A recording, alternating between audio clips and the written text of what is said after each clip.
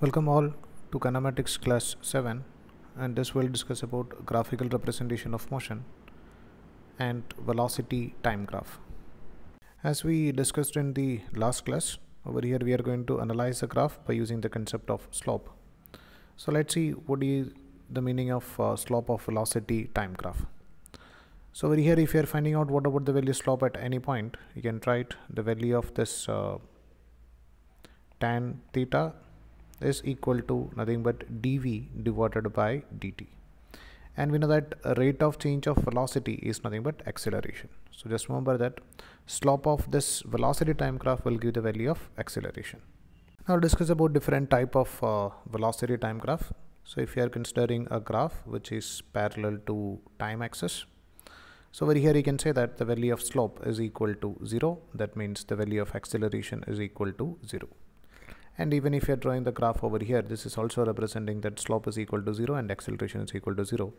And for a line something like this is also representing that the value of acceleration is equal to 0. Now we can identify what about the difference between these graphs.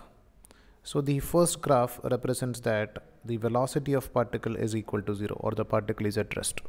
So if a particle is at rest, then we can say that its acceleration is 0. Now the second graph represents that the velocity is positive. That means the particle is moving with a constant velocity along the positive direction. In that situation also the value of acceleration is equal to 0. And the third graph represents that particle is moving with a negative velocity. That means particle is moving along the negative direction with a constant speed. That is also representing that acceleration is equal to 0. Now if it is a straight line making some angle with respect to time axis, what it represents? If it is a straight line, we can say that the value of slope is a constant, and over here you can observe that this theta is less than 90 degree. That means the value of tan theta is positive. So if tan theta is positive, it represents that particle is moving with a constant positive acceleration. Now if the graph is something like this, again a straight line, but it is making some angle or slope, the value of slope is greater than 90 degree, it represents that the value of tan theta is negative, or we can say that the value of acceleration is negative. So it represents that particle is moving with constant negative acceleration.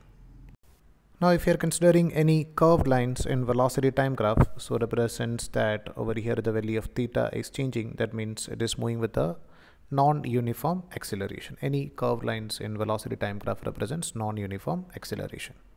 Next part we'll discuss about this acceleration time graph. So let's see what I mean by the slope of acceleration time graph. So if you are finding out the value of slope or the value of this tan theta, that is going to give the value of dA divided by dt, or which will give the value of rate of change of acceleration. Now in our syllabus basically we'll discuss about only the constant acceleration graph.